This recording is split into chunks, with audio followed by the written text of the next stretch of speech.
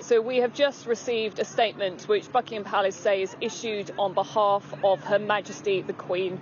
The statement says the whole family is saddened to learn the full extent of how challenging the last few years have been for Harry and Meghan. The issues raised, particularly that of race, are concerning. While some recollections may vary, they are taken very seriously and will be addressed by the family privately. It goes on to say that Harry, Meghan and Archie will always be much loved family members. Now, I'm also being told, as some background to all of this, that at the heart of this actually is a family, and I think as the media we're being asked to give the family some time to discuss all of those issues that have been raised privately. I think it's also understood to be very important for the family to be able to take time to consider any response very carefully. And I think the sense that I'm getting is that releasing something today has meant that viewers in the UK actually had the opportunity last night to be able to watch the interview for themselves and to, in some ways, figure out exactly how they felt towards that interview. It's also being highlighted to me that it is those issues that were at the centre of that interview that the royal family are very much mulling over now and focusing on in a concerted way, with diversity, equality, inclusion and mental health have been really important issues for members of the royal family. And I think for them there is a sense of sadness and disappointment when it comes to the claims that Harry and Meghan were making when it was being suggested that race and racism may have had something to do with the ways that Meghan felt she was being treated, the way that Harry felt that stories written about Meghan weren't being taken seriously enough.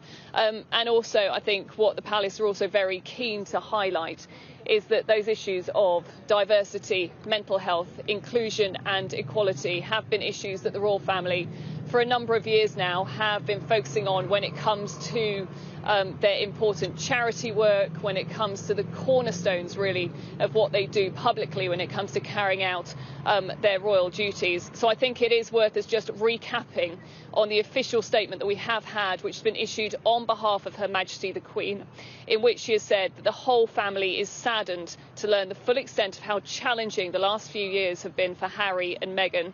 It goes on to say that the issues raised, particularly that of race, are concerning.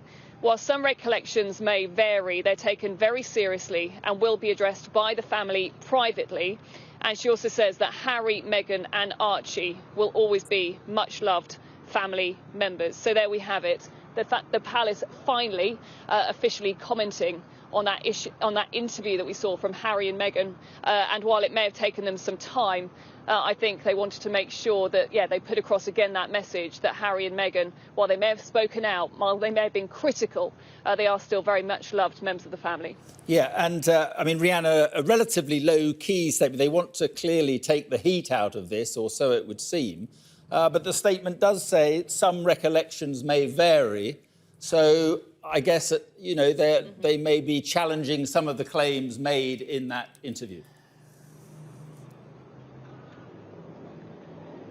The word recollection, I think, does suggest that. But I think actually all along, ever since we knew that Harry and Meghan were going to do this interview with Oprah, what I've been hearing from those within the palace was, look, we don't want to get into the point scoring around this. We don't want it to become a real tit-for-tat battle, them saying one thing, us responding with another. And of course, that would very much tally with how members of the royal family have responded to personal crises over the years generally, that they don't want to unnecessarily put statements out there and fuel the fire and fuel the kind of media speculation. But I think with this one, at the centre of that interview were two very toxic subjects, both for the UK widely, but for a very important institution that is at the centre of the UK institution. And so I think it was inevitable that they were going to have to say something. I think when you look at that statement, they are, I think, very much trying to stick to this, look, we're a family, this is the family line, we want to try and deal with this privately.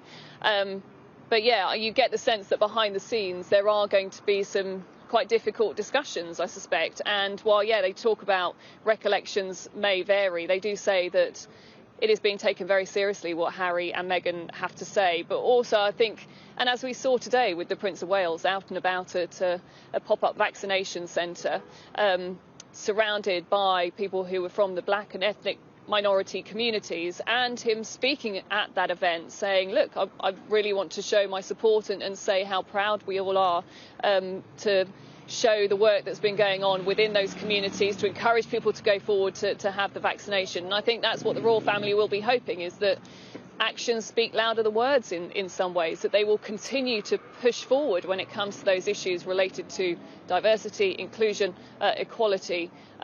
But yeah, no doubt very difficult listening for them when they heard Harry and Meghan making those suggestions that racist comments had been made, that Meghan's issues around mental health hadn't been taken seriously.